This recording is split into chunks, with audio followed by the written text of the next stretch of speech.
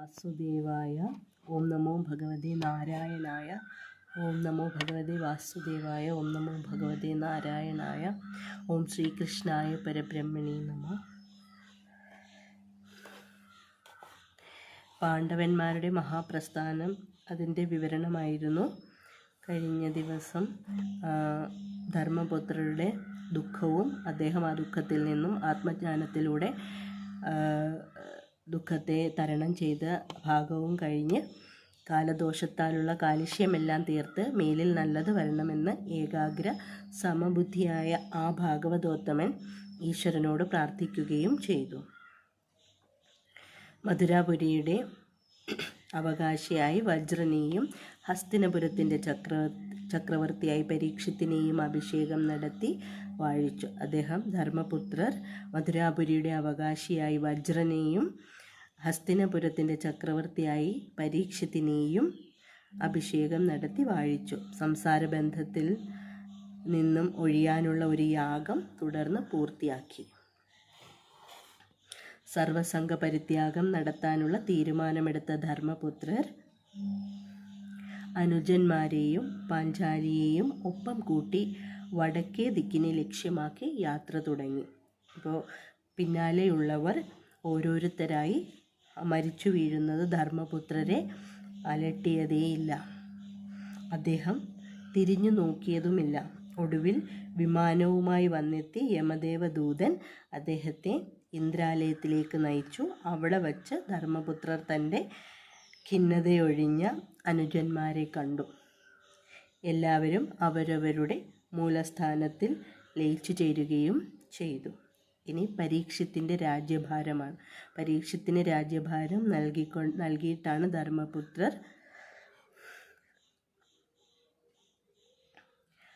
വടക്ക് ദിക്കിലേക്ക് പോയതും അവിടുന്ന് യമദേവൻ വന്ന് അദ്ദേഹത്തെ കൂട്ടി ഇന്ദ്രാലയത്തിലേക്ക് കൊണ്ടുപോയതും. അടുത്തത് പരീക്ഷത്തിൻ്റെ രാജ്യഭാരം. നാടുവാഴുന്ന കാലത്ത് ഒരു നാൾ പരീക്ഷിത്ത് തൻ്റെ സിംഹം കൊടിയടയാളമായിട്ടുള്ള മഹാരഥത്തിന്മേലേറി ദിഗ്വിജയത്തിന് ഒരുമ്പെട്ടു. അദ്ദേഹം ദിഗ്വിജയത്തിന് വേണ്ടിയിട്ട് പുറപ്പെട്ടു. പോകുന്നിടത്തെല്ലാം പാണ്ഡവ ചരിതങ്ങളും ശ്രീകൃഷ്ണ മാഹാത്മ്യവും അദ്ദേഹത്തിന് കേൾക്കാനായി. പോകുന്നിടത്തെല്ലാം പാണ്ഡവ ഒറ്റക്കാലിൽ നിൽക്കുന്ന ഒരു പശുവിനെയും അവിടെ ഒരു കാളയെയും അദ്ദേഹം കണ്ടു. അവയെ ഉപദ്രവിക്കാൻ അടുക്കുന്ന ഒരു ശൂദ്രാധിപതിയും അദ്ദേഹത്തിൻ്റെ ദൃഷ്ടിയിൽപ്പെട്ടു. അപ്പോൾ അദ്ദേഹം സരസ്വതി നദീതീരത്തെത്തിയപ്പോൾ ഒറ്റക്കാലിൽ നിൽക്കുന്ന ഒരു പശുവിനെയും കാളയെയും അവയെ ഉപദ്രവിക്കാനെത്തുന്ന ഒരു ശൂദ്രാധിപതിയെയും അദ്ദേഹം കണ്ടു. മഹാരാജാവിന് അത് സഹിക്കാനായില്ല. അദ്ദേഹം വില്ലു കുലച്ചുകൊണ്ട് പറഞ്ഞു, രാജാവിൻ്റെ വേഷമുണ്ടെങ്കിലും അല്ലയോ ശൂദ്ര, നീ ദുഷിച്ച പ്രവൃത്തിക്കൊരുങ്ങുകയാണ്. രാജാവിൻ്റെ വേഷമുണ്ടെങ്കിലും ശൂദ്ര, നീ ദുഷിച്ച പ്രവൃത്തിക്ക് ഒരുങ്ങുകയാണ്. കൃഷ്ണാർജുനന്മാർ സാധുക്കളുടെ ദുഃഖഭാരം ഇല്ലാതാക്കി സംരക്ഷിച്ചു പോന്ന ഈ രാജ്യത്തിൽ ഇത്തരം സജ്ജനദ്രോഹം ഞാൻ അനുവദിക്കുകയില്ല.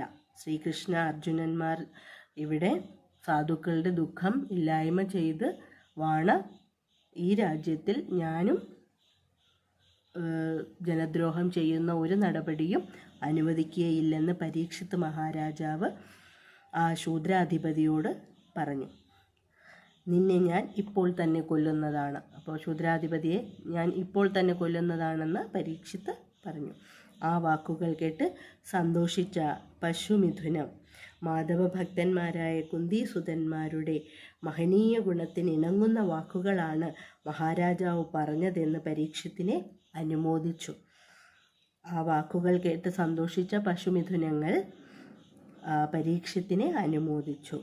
യമധർമ്മനായിരുന്നു കാളയുടെ രൂപത്തിൽ വന്നത് യമധർമ്മനായിരുന്നു. ഭൂമിദേവിയായിരുന്നു പശുവിൻ്റെ രൂപത്തിലും ശൂദ്രനായിട്ട് കലിപുരുഷനുമായിരുന്നു അവിടെ ഉണ്ടായിരുന്നത്. അപ്പോൾ ഈ ശൂദ്രൻ അഥവാ ആ കലിപുരുഷൻ തനിക്ക് നേരെ വാളോങ്ങിയെത്തിയ രാജാവിൻ്റെ പാദങ്ങളിൽ അഭയമിരുന്നു. വേഗം രാജ്യം വിട്ടുപോകാൻ ആവശ്യപ്പെട്ട പരീക്ഷത്തിനോട് അങ്ങ് ഈ ഭൂമണ്ഡലമാകെ അടക്കി ഭരിക്കയാൽ തനിക്ക് പോകാൻ ഇടമില്ലെന്ന് ശൂദ്രൻ പറഞ്ഞു. ആ കലിപുരുഷൻ പറഞ്ഞു, ഈ ഭൂമണ്ഡലം മുഴുവൻ അടക്കി ഭരിക്കുന്നത് പരീക്ഷിത്ത് മഹാരാജാവാകയാൽ ഈ കലിപുരുഷന് പോകാൻ ഇടമില്ലെന്ന് പരീക്ഷിത്ത് മഹാരാജാവിനോട് പറഞ്ഞു. അപ്പോൾ കലിപുരുഷന് നിവസിക്കാൻ പറ്റിയ ഇടങ്ങൾ രാജാവ് നിർദ്ദേശിച്ചു. അപ്പോൾ ഈ കലിപുരുഷന് വസിക്കാൻ പറ്റിയ ഇടങ്ങൾ പരീക്ഷിത്ത് മഹാരാജാവ് നിർദ്ദേശിക്കുകയാണ്. അതെവിടൊക്കെയാണെന്ന് പറയുകയാണ്. അസത്യം, അഹങ്കാരം, സംഘം, ഹിംസ, വൈരം എന്നിവയുള്ളിടത്തും, സ്വർണം കൂട്ടിവെച്ചിരിക്കുന്നിടത്തും, മദ്യപാനവും വിഷയാസക്തിയും ചൂതുകളിയും ഏറിയിരിക്കുന്ന സ്ഥലത്തും നിനക്ക് വിഹരിക്കാം.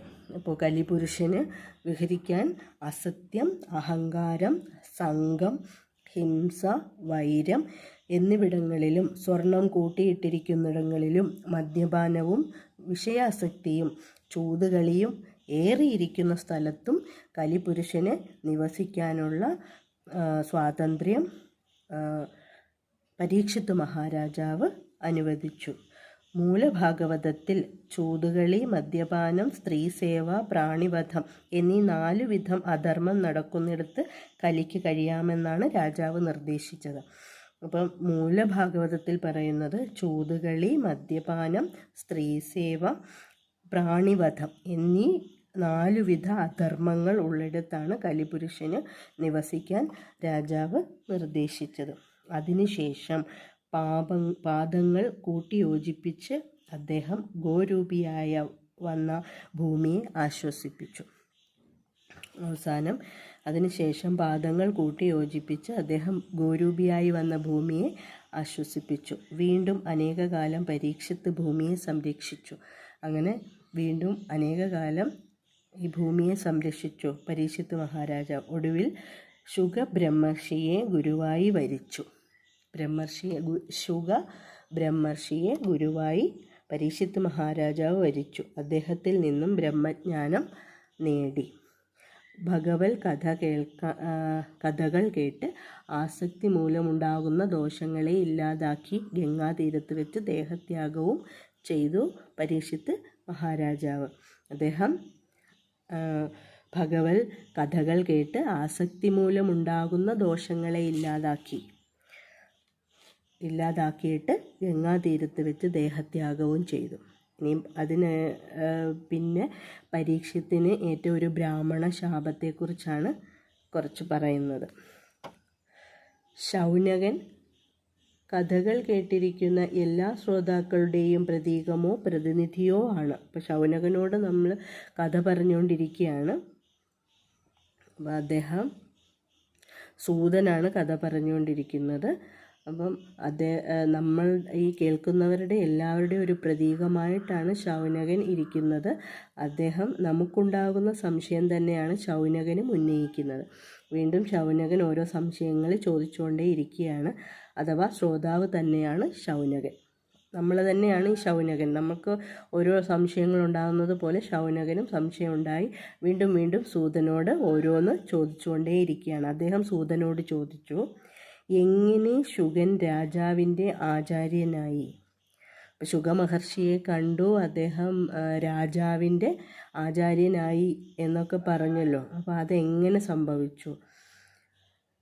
അദ്ദേഹം ആത്മജ്ഞാനം ഉപദേശിച്ചതും ഭഗവത് കഥകൾ കേൾപ്പിച്ചതും എന്തുകൊണ്ട്? ആത്മജ്ഞാനം ഉപദേശിച്ചതും ഭഗവത് കഥകൾ കേൾപ്പിച്ചതും എന്തുകൊണ്ടാണ്?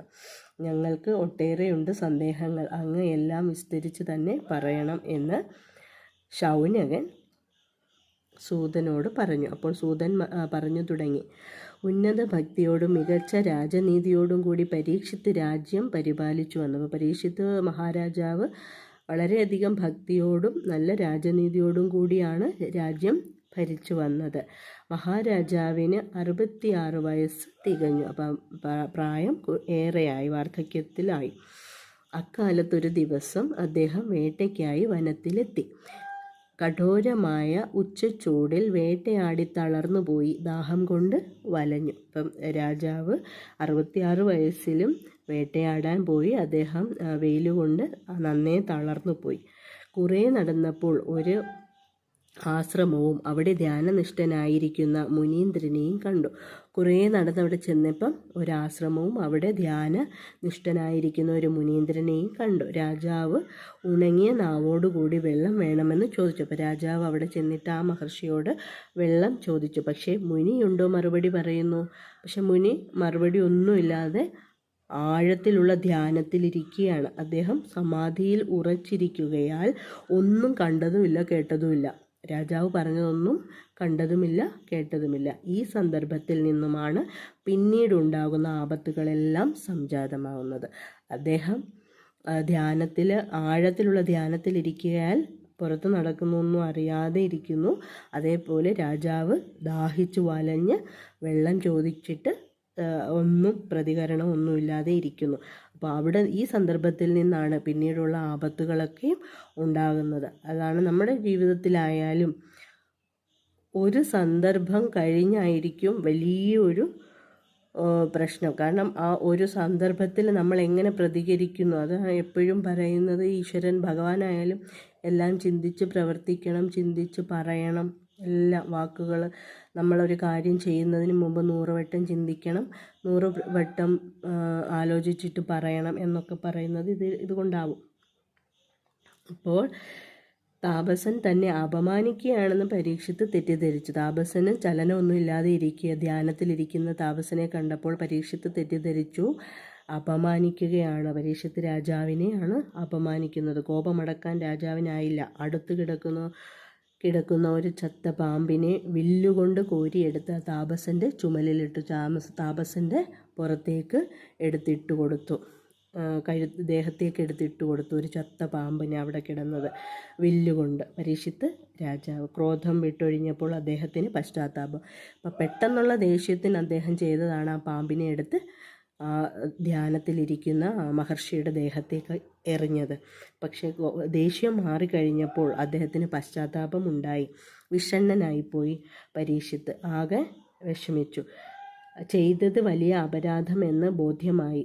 ഇതികർത്തവ്യതാമൂഢനായി അദ്ദേഹം കൊട്ടാരത്തിലേക്ക് മടങ്ങുകയും ചെയ്തു. ഇനി എന്ത് ചെയ്യും എന്ന് ഒരു അറിവുമില്ലാതെ അദ്ദേഹം ഇത്രയും പ്രവൃത്തികളൊക്കെ ചെയ്തിട്ട് കൊട്ടാരത്തിലേക്ക് തിരിച്ച് പോവുകയും ചെയ്തു.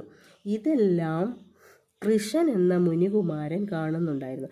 ഇതെല്ലാം കൃഷൻ എന്ന് പറയുന്ന ഒരു മുനികുമാരൻ അടുത്തെല്ലാം കാണുന്നുണ്ടായിരുന്നു. അയാൾ സമാധിയിലിരുന്ന മുനിയുടെ പുത്രനായ ശൃംഗിയുടെ സുഹൃത്തായിരുന്നു. അപ്പം ഇദ്ദേഹം ഈ കൃഷൻ എന്ന് പറയുന്ന മുനികുമാരൻ സമാധിയിലിരിക്കുന്ന മുനിയുടെ മകൻ്റെ പേര് ശൃംഗിയുടെ ഒരു കൂട്ടുകാരൻ ആയിരുന്നു, സുഹൃത്തായിരുന്നു. കുറേ നേരം കഴിഞ്ഞ് ശൃംഗിയെ കണ്ടപ്പോൾ കൃഷൻ പരിഹസിച്ചു. അപ്പം ശൃംഗി അവൻ്റെ കൂട്ടുകാരൻ ആ തപസ്സിലിരിക്കുന്ന മുനിയുടെ മകൻ ശൃംഗി, അദ്ദേഹത്തിൻ്റെ കൂട്ടുകാരനാണ് കൃഷൻ. അപ്പോൾ ശൃംഗിയെ പിന്നീട് കൃഷൻ കണ്ടപ്പോൾ അവർ കളിയാക്കി. നിന്റെ അച്ഛനായ ശമീക മഹർഷി പാമ്പിൻ്റെ ശവം ചുമന്നുകൊണ്ടിരിക്കുകയാണല്ലോ. നിന്റെ അച്ഛനായ അപ്പോൾ ശമീക മഹർഷിയാണ് തപസ്സിലിരിക്കുന്നത്. ശമീക മഹർഷി പാമ്പിൻ്റെ ശവവും ചുമന്നുകൊണ്ടാണല്ലോ ഇരിക്കുന്നതെന്ന് കഥയറിഞ്ഞപ്പോൾ ശൃംഗി കോപാകുലനായി. കഥ കേട്ട ശൃംഗിക്ക് ദേഷ്യം വന്നു. ഉഗ്രമായി പരീക്ഷത്തിനെ ശപിക്കുകയും ചെയ്തു. പരീക്ഷത്തിനെ കണ്ടില്ല, പക്ഷെ കഥകളെല്ലാം കേട്ടതിന് ശേഷം അവിടെ നിന്നുകൊണ്ട് തന്നെ ശമീക മഹർഷിയുടെ മകനായ ശൃംഗി പരീക്ഷത്തിനെ ഘോരമായി ശപിച്ചു. സാധുക്കളെ സംരക്ഷിക്കാൻ ചുമതലപ്പെട്ട രാജവംശത്തിൽ പിറന്ന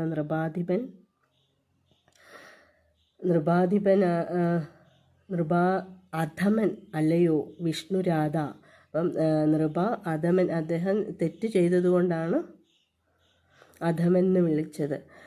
രാജാവെ വിഷ്ണുരാധ എന്ന് വിളിക്കുന്നത് പരീക്ഷത്തിനെയാണ്. വിഷ്ണുരാധനെന്നും പരീക്ഷത്തിൻ്റെ പേരാണ്. ബോധം കെട്ട് നീ എൻ്റെ അച്ഛനോട് ചെയ്ത അപരാധത്തിന്, ബോധം കെട്ടെന്ന് പറഞ്ഞാൽ ചിന്തിക്കാതെ, ഒരു നിമിഷം ചിന്തിക്കാതെ, ശരിയായ ധാരണയില്ലാതെ തെറ്റ് ചെയ്തു. എൻ്റെ അച്ഛനോട് നീ ചെയ്ത അപരാധത്തിന് ശിക്ഷ ഏറ്റുവാങ്ങിക്കൊള്ളുക. ഞാനിതാ നിന്നെ ശപിക്കാൻ പോകുന്നു. ഇന്നേക്ക് 7-ാം നാൾ നീ തക്ഷക ദംശനമേറ്റ് മരിക്കാനിടയാകട്ടെ. ഇന്നേക്ക് 7-ാം നാൾ നീ തക്ഷകൻ എന്ന സർപ്പത്തിൻ്റെ ദംശനമേറ്റ് മരിക്കാനിടയാകട്ടെ എന്ന് ശൃംഗി ശപിച്ചു പരീക്ഷത്തിനെ. പിന്നീട് അച്ഛനെ വണങ്ങുവാൻ ശൃംഗി ഓടിയെത്തി. ഇത് ശാപിച്ചതിന് ശേഷം ഓടി വന്ന് അച്ഛനെ വണങ്ങുവാനെത്തി. അച്ഛൻ്റെ കഴുത്തിൽ കിടന്നിരുന്ന പാമ്പിൻ ശവം എടുത്തു കളഞ്ഞു. അച്ഛൻ്റെ ശിരസിൽ കിടന്നിരുന്ന പാമ്പിൻ ശവം എടുത്ത് കളഞ്ഞു. സമാധിയിൽ നിന്നുണർന്ന ശമീക മഹർഷി ഉൾക്കണ്ണുകൊണ്ട് കാര്യങ്ങളെല്ലാം അറിയാനിടയായി. അദ്ദേഹം ഏകദേശം എല്ലാ കാര്യങ്ങളും അറിഞ്ഞു. ശൃംഗി അപ്പോൾ പരിഭ്രമിച്ചു പോയിരുന്നു. ശൃംഗിക്ക് ഭയമുണ്ടായി. ശപിക്കുകയും കൂടെ ചെയ്തു കഴിഞ്ഞല്ലോ. ശൃംഗിക്ക് പരിഭ്രമം ഉണ്ടായി. മഹാരാജാവിനെ ശപിച്ചത് ശരിയായില്ലെന്ന കുറ്റബോധം ഉണ്ടായി. മഹാരാജാവിനെ ശപിച്ചത് ശരിയായില്ലെന്ന കുറ്റബോധം ശൃംഗിക്കുണ്ടായി. അച്ഛൻ്റെ പ്രതികരണം എന്താവുമെന്ന് ഉത്കണ്ഠയും നിറഞ്ഞു. അപ്പം സമാധിയിലിരുന്ന അച്ഛൻ ഉണർന്നതേ ഉള്ളൂ. അപ്പം അച്ഛൻ്റെ പ്രതികരണം ഇനി എന്താകുമെന്നറിയാതെ ശൃംഗി ഉത്കണ്ഠയോടെ നിന്നു. അപ്പോൾ മകനെ അടുക്കൽ വിളിച്ച് സംഭവിച്ചതെല്ലാം ചോദിച്ചറിഞ്ഞിട്ട് ശമീകൻ പറഞ്ഞു. അപ്പോൾ മഹർഷി മകനെ അടുത്ത് വിളിച്ചിട്ട് സംഭവിച്ചതെല്ലാം ചോദിച്ചറിഞ്ഞിട്ട് ഇങ്ങനെ പറഞ്ഞു: നീ പരമാർത്ഥം അറിയുന്നവനല്ല എന്നായിരിക്കുന്നു. നിനക്ക് സത്യം അറിയത്തില്ല എന്നുള്ളവനായിരിക്കുന്നു. നായാട്ട്, ചൂതുകളി, സ്ത്രീസേവ, മദ്യപാനം, വാക്പാരുഷ്യം, ദണ്ഡപാരുഷ്യം, ധനാഹങ്കാരം എന്നീ സപ്തവ്യസനങ്ങൾ ഏതൊരു രാജാവിനെയും അലട്ടുക സ്വാഭാവികമാണ്. ഇങ്ങനെയുള്ള കാര്യങ്ങൾ എല്ലാം രാജാവിനെ അലട്ടുക സ്വാഭാവികമാണ്. അതെല്ലാം അറിഞ്ഞ് പൊറുക്കുക എന്നതാണ് ഉത്തമന്മാരുടെ ധർമ്മം. രാജാവിൻ്റെ ദേഷ്യമായാലും എന്തായാലും അതെല്ലാം അറിഞ്ഞിട്ട് അത് പൊറുക്കുകയാണ് ഉത്തമനായ ഒരു വ്യക്തിയുടെ ധർമ്മം. നീ അത് തെറ്റിച്ചു. നീ ഉഗ്രശാപം തൊടുത്തു വിട്ടിരിക്കുന്നത് ഭഗവത് ഭക്തനായ രാജാവിൻ്റെ നേർക്കാണ്. പരീക്ഷിത്ത് മഹാരാജാവ് മോശപ്പെട്ട ഒരു വ്യക്തിയല്ല. അദ്ദേഹം ഭഗവത് ഭക്തനായ ഒരു രാജാവാണ്. അപ്പോൾ അദ്ദേഹത്തിൻ്റെ നേർക്കാണ് നീ ശാപം തൊടുത്തു വിട്ടിരിക്കുന്നത്. തന്മൂലം നമുക്ക് ഈശ്വരകാരുണ്യം നഷ്ടമാകും എന്ന അവസ്ഥ ഉണ്ടായിരിക്കുന്നു. ഭഗവാന്റെ ഭക്തനായ പരീക്ഷിത്ത് മഹാരാജാവിനെ ശപിച്ചതുകൊണ്ട് നമുക്ക് ഈശ്വരകാരുണ്യം കുറയാൻ ഉള്ള ഇടയാകും എന്നാണ് മഹർഷി മകനോട് പറയുന്നത്. പിന്നീട് മഹർഷി ഉണ്ടായ വിവരമെല്ലാം പരീക്ഷത്തിനെ ചെന്ന് കണ്ട് രഹസ്യമായി അറിയിക്കാൻ വേണ്ടി ഗൗരമുഖൻ എന്ന ഒരു ശിഷ്യനെ രാജധാനിയിലേക്ക് അയക്കുന്നുണ്ട്. രാജാവിൻ്റെ അടുത്തേക്ക് ഗൗരമുഖൻ എന്ന് പറയുന്ന ഒരു ശിഷ്യനെ മഹർഷി പറഞ്ഞയക്കുന്നുണ്ട്. ഈ കാര്യങ്ങളിങ്ങനെ ഇതുപോലെ ശാപം ഉണ്ടായി എന്നൊക്കെയുള്ളത്. അപ്പം മുനി ശിഷ്യനിൽ നിന്ന് ശാപവൃത്താന്തം ഗ്രഹിച്ച പരീക്ഷിത്ത് വിഷണ്ണനായില്ല. അപ്പം മുനി ശിഷ്യനിൽ നിന്ന് ശിഷ്യൻ വന്ന് വിവരങ്ങളെല്ലാം പറഞ്ഞെങ്കിലും പരീക്ഷിത്ത് മഹാരാജാവിന് ദുഃഖം തോന്നിയില്ല. അദ്ദേഹം പറഞ്ഞു: മുമ്പേ മരിച്ചവനാണു ഞാൻ നേരത്തെ മരിച്ചു. തെറ്റ് ചെയ്ത് പശ്ചാത്തപിച്ചു. അപ്പോഴേ മനസ്സിലായി തെറ്റ് ചെയ്തു എന്നുള്ളത് കൊണ്ടേ മുമ്പേ മരിച്ചവനാണ് ഞാൻ. ഇത്ര നാളും ജീവിച്ചതാവട്ടെ ജഗന്നാഥൻ്റെ അനുഗ്രഹം ഒന്നുകൊണ്ട് മാത്രം. ഭഗവാന്റെ അനുഗ്രഹം കൊണ്ട് മാത്രമാണ് ഞാനിപ്പോൾ ജീവനോടെ ഇരിക്കുന്നത്. യഥാർത്ഥത്തിൽ ഞാൻ മരിച്ചു കഴിഞ്ഞു.